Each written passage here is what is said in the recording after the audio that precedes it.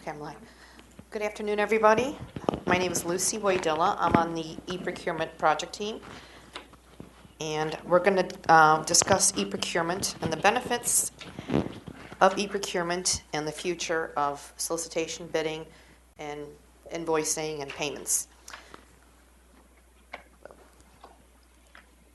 don't think this works. Once I get this, can you just hit, the next one.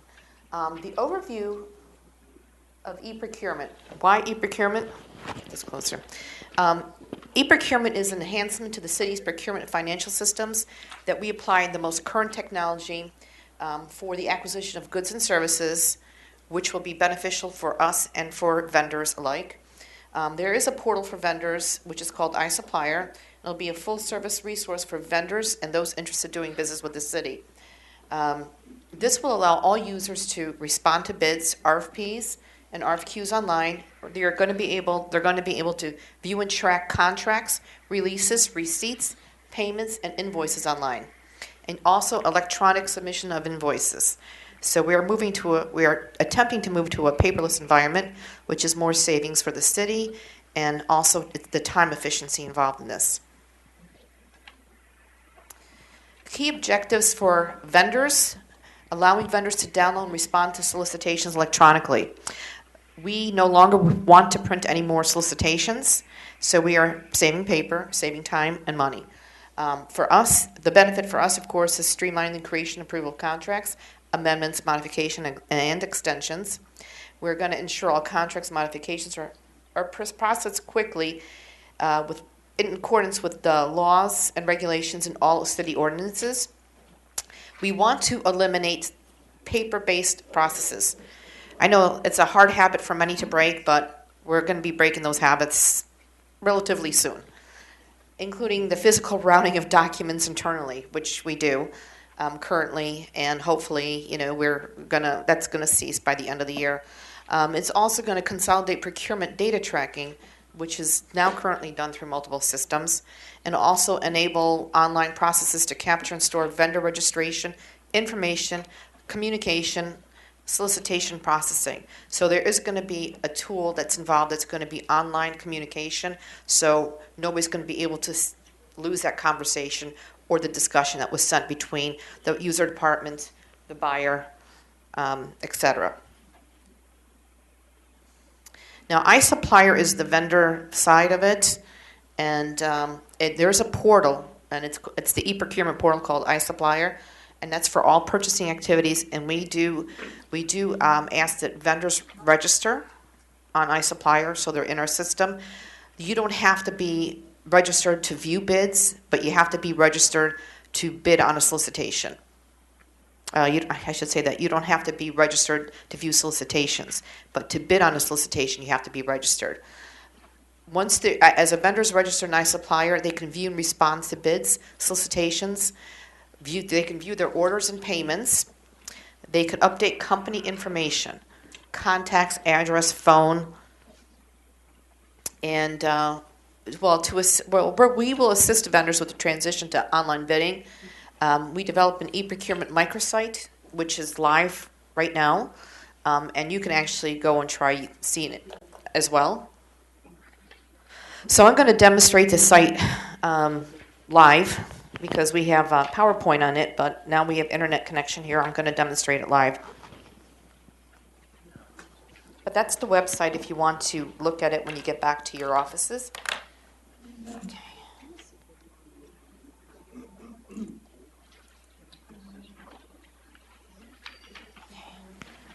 This is the iSupplier portal. This is where the vendors will go and look at the home page, and it would have all our announcements up on the home page. Login registration. Login and registration all have up on the bar up here current bids and solicitations, online training materials, and help. So the vendors they want to log on to login registration, and this is where we'll take them. It's a very intuitive site. Anything new on events coming up would be on here. It's going to take a little while. It's thinking. So there's two ways to register. If you're an existing vendor or if you're a new vendor. If you're an existing vendor, you have to be invited in, send an email, and ask for a registration. If you're a new vendor, it's a simpler process, and I'll explain more in detail. Existing vendors, that means if your business has previously done, if the vendor has previously registered with the city, had a contract excluding subcontractors, or received payment from the city, and the firm should follow the process below. Vendors who had only contract with sister agencies as opposed to City of Chicago, contracts will be following sister agencies will not qualify for previous registration with the city. They would qualify as a new vendor. So if you are an existing vendor, you would have to click on this bar called Request iSupplier Invitation.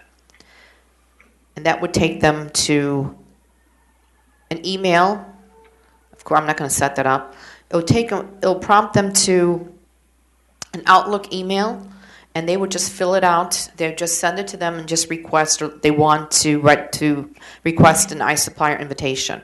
That is it. And they could either click here or click on a button here. Now the new vendor registration you just click on a new vendor registration, and it takes them to the fill in the blank screen, which will be company name.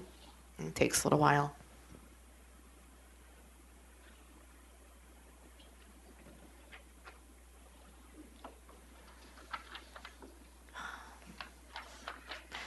Internet's a little slow.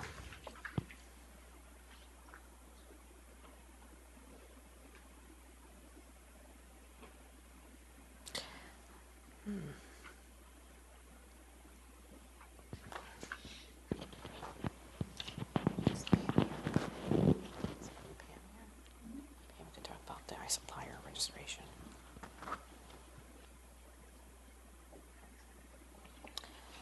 I don't know what's taking so long. Maybe a whole bunch of new vendors are registering.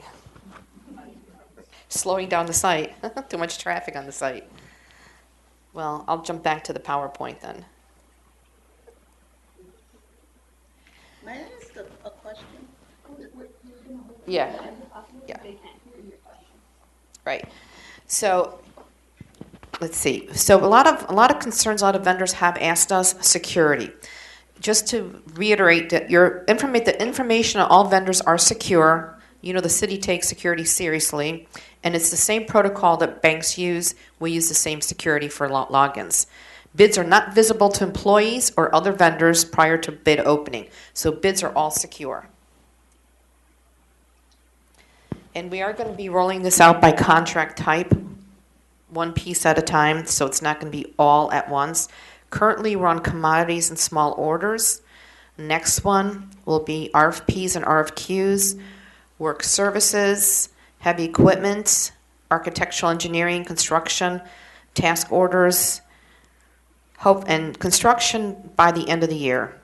Although the order may change at any time. And this was the iSupplier microsite. Let me see if we got that back up. Okay, it finally came up. And here's how the vendor registration would look like. They would type in their company name, FEIN number, email, first name, last name, phone number, extension, and they would submit that. Pam? Yeah. What else is required on this? I mean, I didn't fill this out, but I don't have a... All things that have an asterisk are required, and what is not asterisk and is required is your FEIN. Right. Phone numbers required. So this is I'm sorry, Lucy. All things that are asterisk are required, and the one thing that is required that's not asterisk is your FEIN number. Right. Can you take a look at that drop-down tax country, because some of the vendors seems to be having a problem in that area. It should be United States, but I think you guys get United States and some more words behind it. Hit go.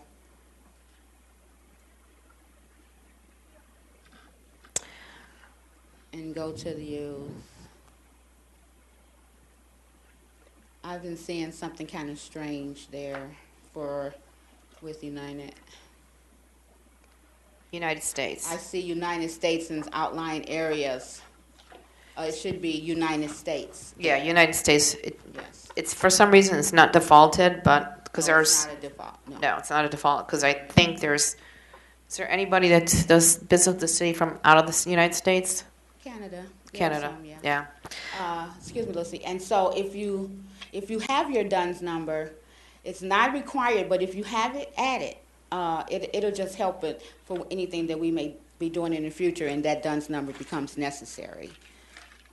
And Lucy, I'm going to interrupt real fast because I know some of you here today in the room and then also watching us on YouTube are delegate agencies. So someone brought up a really good question that I wanted to address before we move forward. So how will the delegate agencies be utilizing this? So I know kind of, I'm going to turn it over to answer that question for you guys. Good afternoon, guys. Everyone, my name is Ryan McGee. I'm actually not with the City of Chicago. I'm with AST Corporation. We did the implementation here of the eProcurement system. So I've been working recently with the Department of Budget and the delegate departments here at the City of Chicago to work to get this implemented for your use in the very near future. So the way you'll be utilizing this is basically it's going to replace cyber grants eventually. I'm not going to say a time frame. I don't know that time frame right now. But eventually what you'll be doing is instead of submitting your what they call bids or your responses to the RFPs that the delegate departments put out for CDGA grants, things like that, et cetera, you'll be actually coming into this system and responding this way through what's called iSupplier portal. You'll also have the ability in the near future to also submit your invoices electronically, similar to what you're doing in cyber grants, through eProcurement as well. This will also give you the flexibility to see all your contracts that are currently with the city, old, new, dating back to the first contract you ever had. You'll be able to see all your invoices in real time, where they're sitting in the approval process within the city, when they've been submitted, when the payments have actually been submitted and cleared, and you should see that payment come through. So you'll have a real-time view of all that information in the system. Does that answer your question as to how delegates can kind of utilize this in the future? And so again, timeline I can't speak to. I'm just part of the implementation, but in the very near future I can say that they're trying to roll this out. So I do have a quick question though with this group, because I know a lot are delegate agencies. How many do have a contract or have done it or had a contract in the past with the City of Chicago and or submitted invoices with the City of Chicago? Has everyone in here done that? So a lot of you, correct? So what Lucy's showing now is for people that have never had a contract, never had an invoice with the City of Chicago. For everyone that has had one, you're not going to be following this path to get access to the system. They're going to be showing you in a minute how you'll be going. So I just want you to keep that in mind. This is only for new vendors that have never done business ever with the city. Uh-huh. Ryan, can we ask a question? How many delegate agencies are here? Yeah. How many delegate agencies are here? Can we see a raise of hand, please?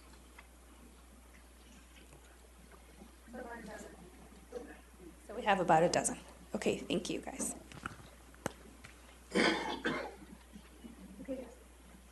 Okay, so then the next one is, we have our bar up here. We also have icons to make it easy for people just to click on, for users to click on. It's a very intuitive site, portal.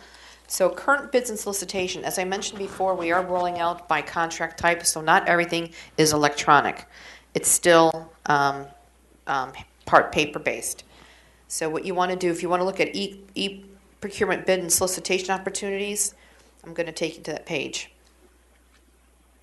So what we see here is that, I'm going to look at all, because we had one that went through eProcurement, which was this one. So this is how you would look at the eProcurement online solicitations.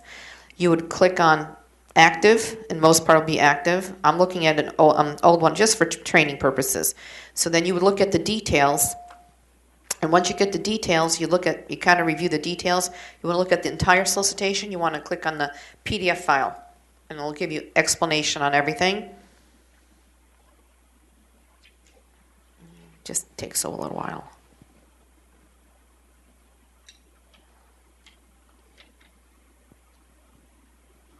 While we're waiting for that, oh, here it is. Open.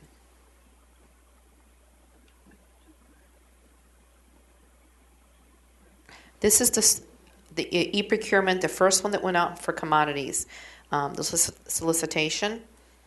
And here's the spec, the table of contents. Let's see.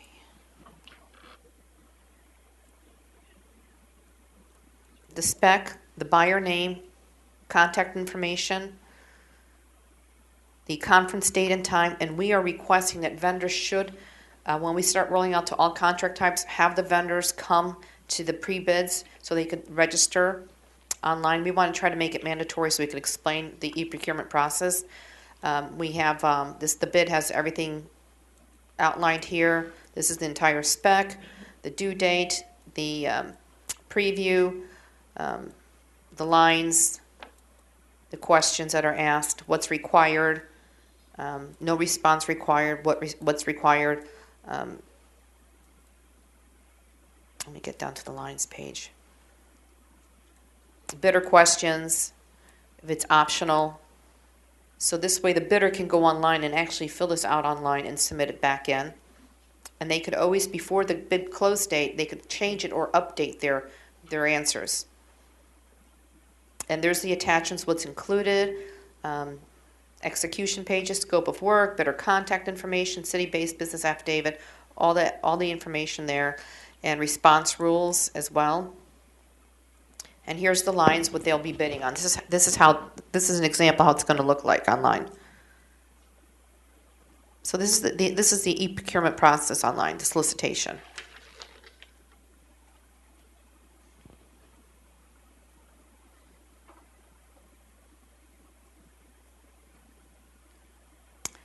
And that is let's see. Now we're going to look at the paper bids. Will be the same. Under the paper bids, here they are. They'll still be the same as they are right now.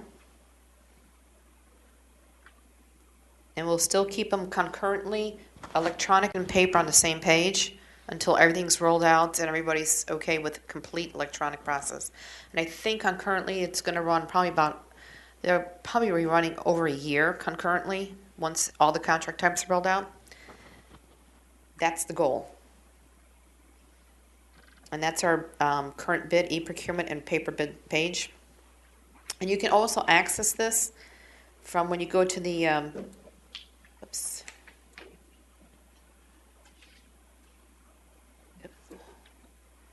when you go to the e-procurement, even Department of Procurement Services page, you have this icon here, City of Chicago iSupplier, e-procurement bid opportunities. There's a link here. There's also the iSupplier portal right there. They could click on that and they could get to it on a procurement page and also the bid page. Let's see. Now, on this site, we also offer online training materials. And these are intuitive. We do have we have video, but it's not spoken. So it's just a PDF going step by step by step. We also have the printed version. See, it just goes step by step. We are going to have voiceover. That's upcoming in the future, but this is the video of the training material. But we also have the print, which people choose to review the print. So this is like that's how the print would look.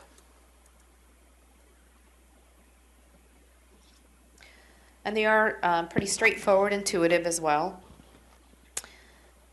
And we do have our help section here, which will help you with if you can't find the answer or the vendor cannot find the answer on the training materials page. We have the support link here, and you could just it prompts to an email. You just have to email the support team, and response is usually within 24 to 48 hours.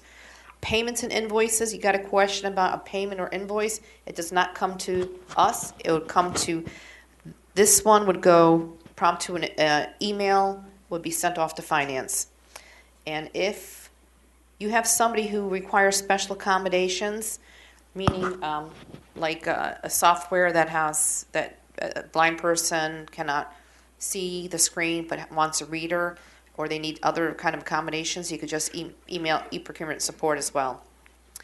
Now we're going to go to how to look at payments.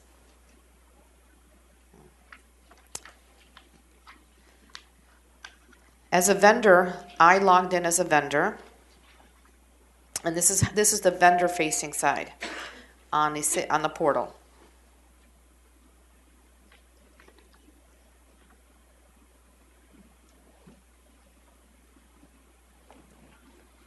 So as a vendor, I can see my POs, the order date, and I can actually even look at to see what the status of them.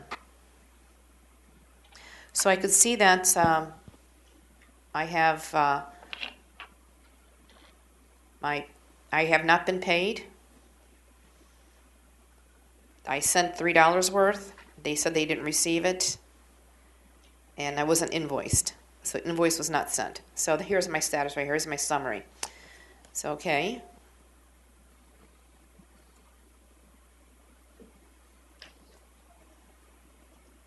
Okay, I've been paid. So what we do is we look at they received invoice for $3, paid $3. Here's where you'd go and see where the PO was the purchase order was paid. Here's the payment voucher number. Here's the PO, and you can also look this up. This is what the vendors will see to view their invoices and payments. And it has their payment terms, the bill to, ship to address, supplier name, the buyer.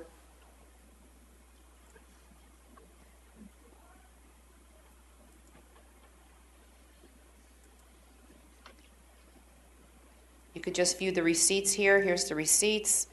Again, it just reiterates the just copies over the PO number. So this is the supplier side on the payment.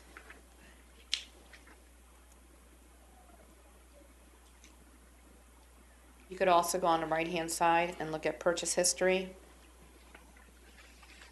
None.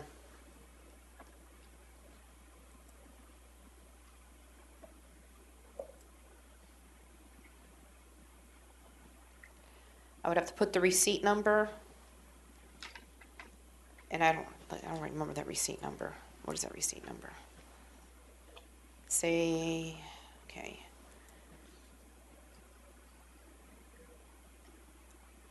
Just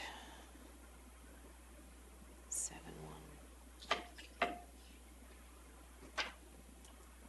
Okay.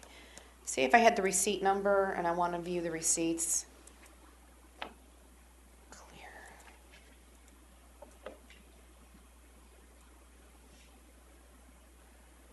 You could look at it this way.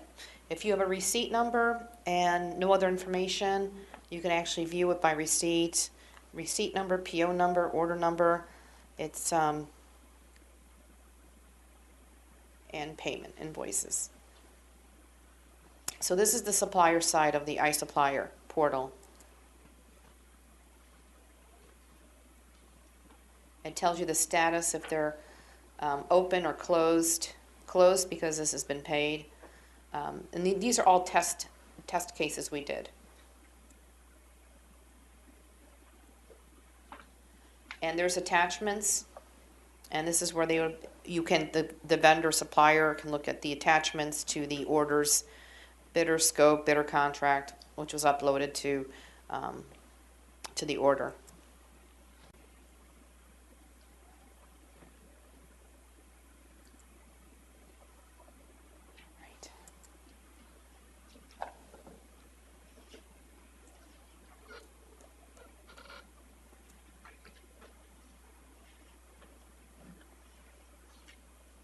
And this is the procurement homepage. And this is where it was the icon for iSupplier is right here. Another we have it in numerous places. This is where you would get to the portal from here. Oh, took us to the. Oh, what is it? Okay. Oh, right here, iSupplier. Takes you right to the iSupplier portal.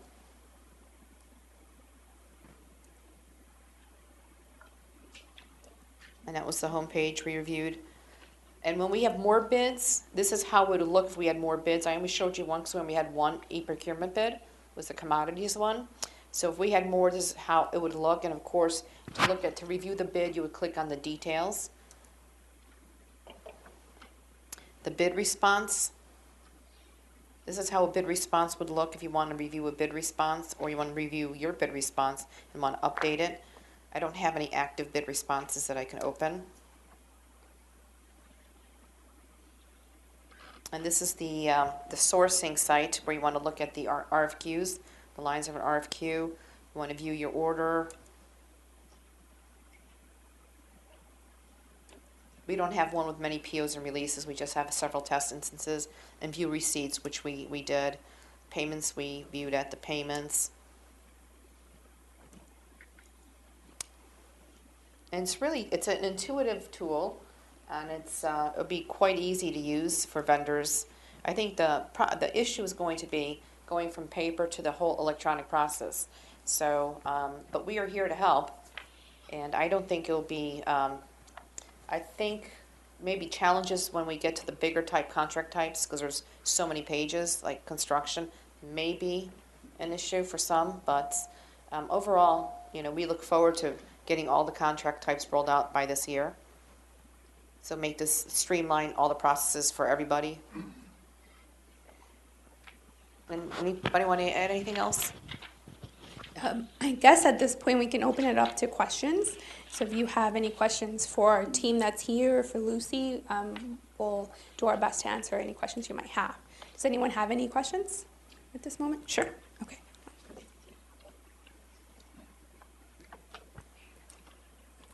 Is it necessary for city departments to register? No, not city departments. Sister agencies, yes. I have another one if you don't mind.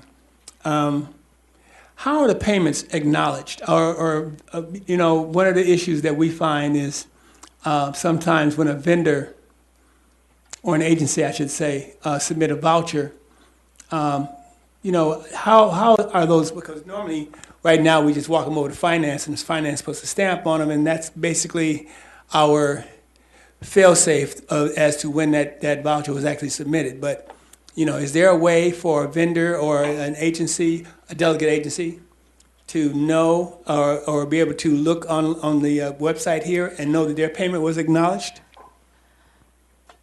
That's a delegate agency question. So with the invoices and payments, we've actually implemented something here called AME, which is Approvals Management Engine. So all the invoices are going to be routed internally in Oracle through what's called AME. So when an agency or a vendor, in any case, even just a normal vendor, when you submit a invoice to the city, basically you're not going to get confirmation, but in real time you're going to see, if you were to look at the invoice in the system, where it is sitting. So it would say submitted. The system also stamps that date that it's submitted. Then as it goes through the process, every person that touches it puts a date on that they've approved it. So whether it's within the department or whether it's finally in the Department of Finance. So all that will be done and captured in the system, and they have reports that they built to then display this is how long the processing takes from the date it's submitted to the date it's finally approved to the date it's paid. Any other questions? All right, I'm going to go down this way. The eProcurement support, it responds by email only, or does it have a chat with it? No chat. It's by email only. Question down here.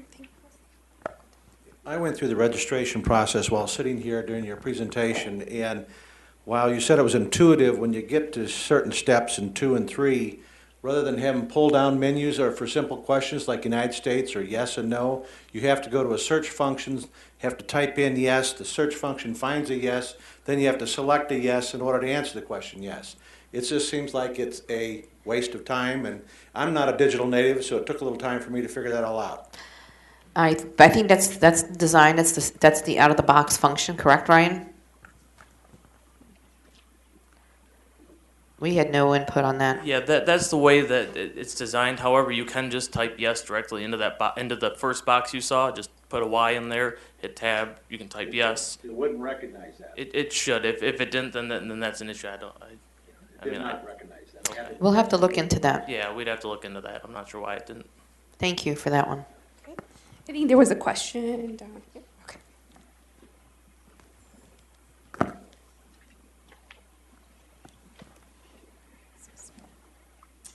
Hi. I was just wondering, how would this affect each company's paperwork record keeping?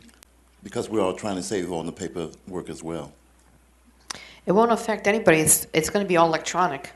We're going to have the digital footprint within our system, and then every correspondence you make to us and everything that's made on your business, it's going to be in this system. So whatever you message us, we'll have that.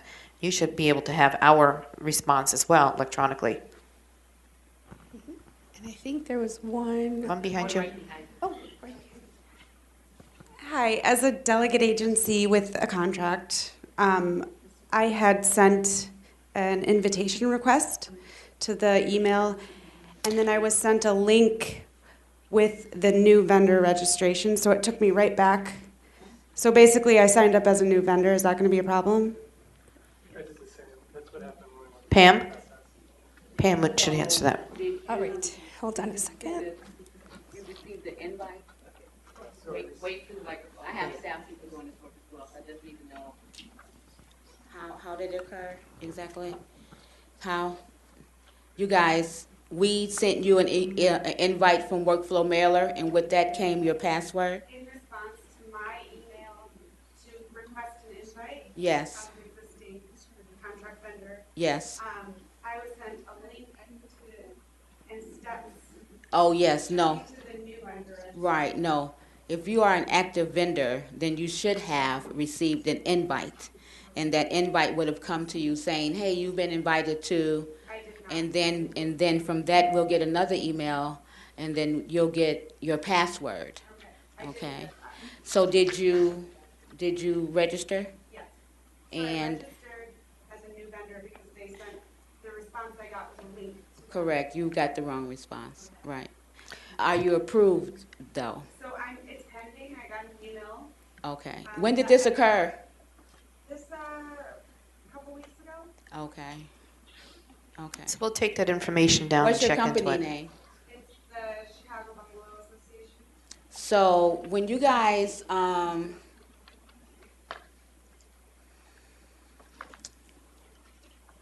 just thinking, when you get a registration and we send you the link to log on to eProcurement, at the bottom of that email is my name, Pamela B. Walker-Smith, and my number. You can always call me. Okay. But on the invite, you don't get that information. Once we invite you, because you are currently a supplier in the system with a vendor number, and we register the person who sent the email, that's who gets registered. So you may have many people in your company who you want to have access to the portal, but the portal can be given access to one person at a time, right? So the initial individual is the one who can add all other contacts to the iSupplier portal. If you have a question pertaining to access or any problems that you may have when you're attempting to register with your password, then you can send me an email to pamela.walker-smith@cityofchicago.org, or send it to eProcsupport@cityofchicago.org, and then myself or my team will respond to you. Sure. I know I had you down, and I went over there. So I'm a little confused. This is in regard to delegate agents that are existing already and using cyber grants, invoice, and whatnot. The person in charge with the email contact, have not received an invite to to this portal at all. Did you request an invite? No, so I don't believe as a delegate agent we were asked to request an invite. So that's where I'm at right now. Are we, because what we were told earlier was eventually will be switched to this system. So if it's eventually, does that mean later on we will be asked to be invited or get the invite or whatever? I don't know. I'm totally confused. So I don't know where I'm right now at this process. Am I supposed to register? Because according to her, then it shows it as a new vendor, and I'm not in. Okay. Actually, she just explained it.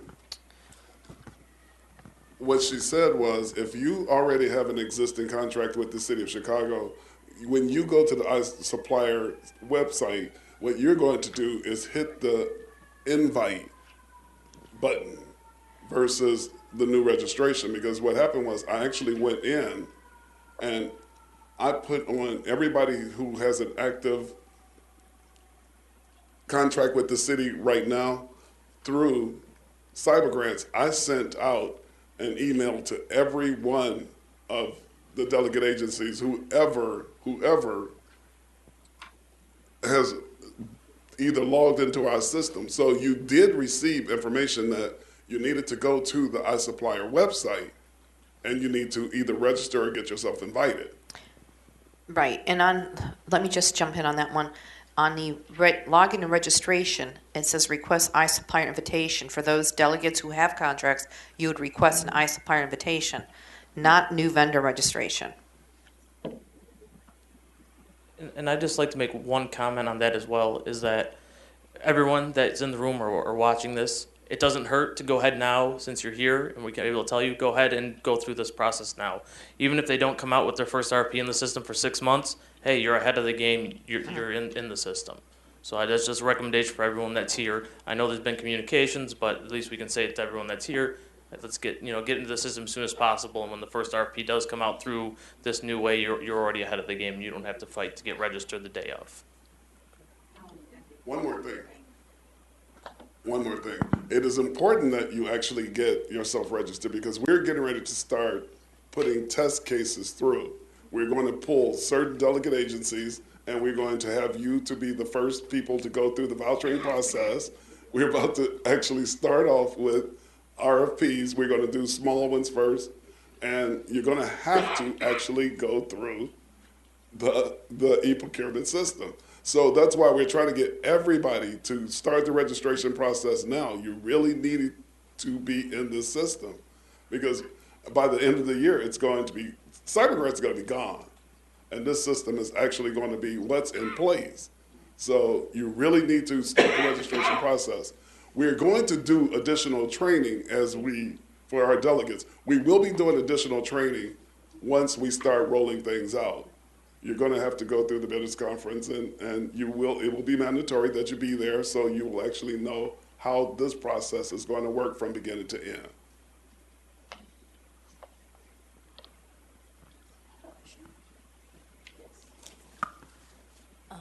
I'm having the same problems as the young lady over here, because I'm from Catholic Charities, but I do have another question.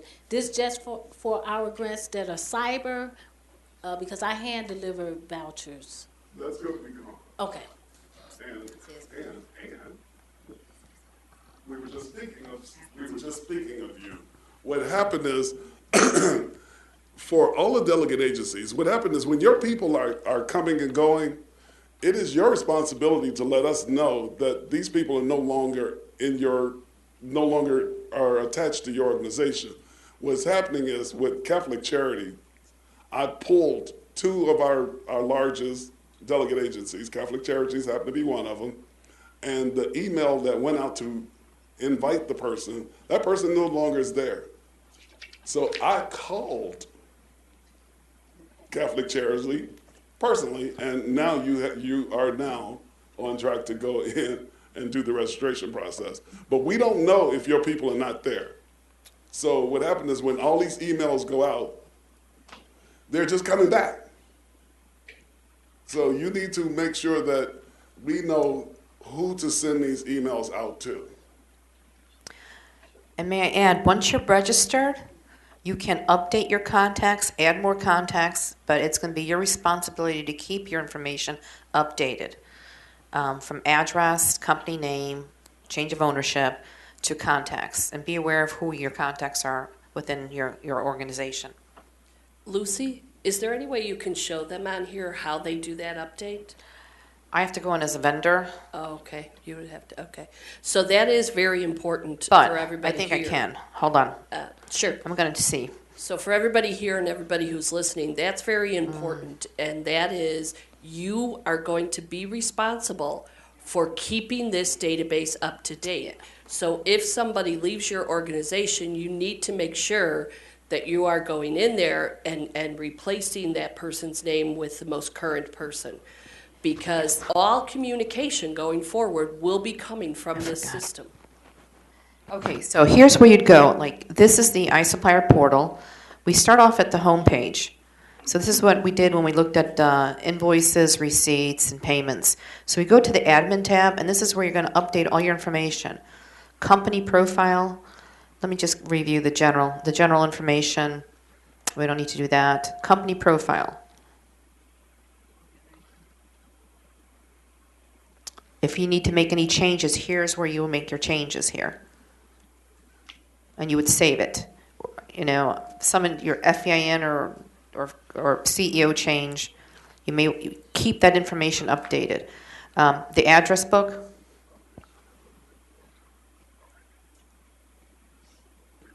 Oh, the same thing. Contact.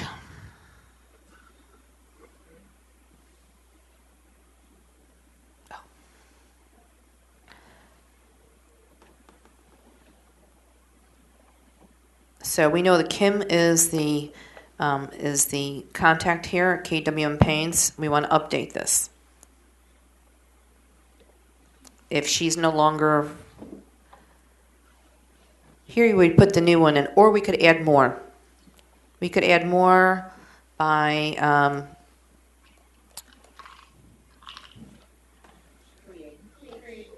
create. Yeah, there it is. Couldn't see it. Don't have my glasses on. Sorry. And this is where we would add more. You could add as many, but you want to have a principal contact name. And if somebody leaves, please update your company information to remove that information. Because once we send out email blasts, or if they're connected to DPS alerts, they're going to get the alerts. And I suggest that everybody who has a contact information within your organization sign up for DPS alerts so you know what's going on. Any other questions? No? I know, just one more. Sure. The existing bids and contracts opportunity page on the website, is that one going to stay or is it going to go away? The one that's both right now? Right. It's going to stay concurrently for a while. Even when all contract types are rolled out to eProcurement, we're still going to keep both. I think the CPO requested that because not everybody is electronic vendor-wise, so we're going to give them an opportunity to get caught up. Yeah, because I'm used to it. Yeah. Yeah, it is. Yeah, that's what we're going to do. Great. So if we don't have any other questions, we're going to wrap up the session. And again, thank you all for coming here today to learn about eProcurement. As a reminder, if you would like to come back for a refresher, if you want to forward this to anyone else, we are more than happy to share the PowerPoint presentation. It should be on our website. We also have a PDF file that we can send to everyone that signed up. We also have that on our website under www.cityofchicago.org/DPS. And there you will find a tab where it says workshops, PowerPoint presentations, and you'll have all that data there, as well as anything pertaining to eProcurement. And one more thing, I do recommend that please go through our iSupplier portal website and go through it and see. And I will take suggestions if you have any suggestions. There's only so much we can do with this software, but we try to make it as intuitive as possible for many user types. And if you can, register too. That'd be great. Thank you so much for your time and patience.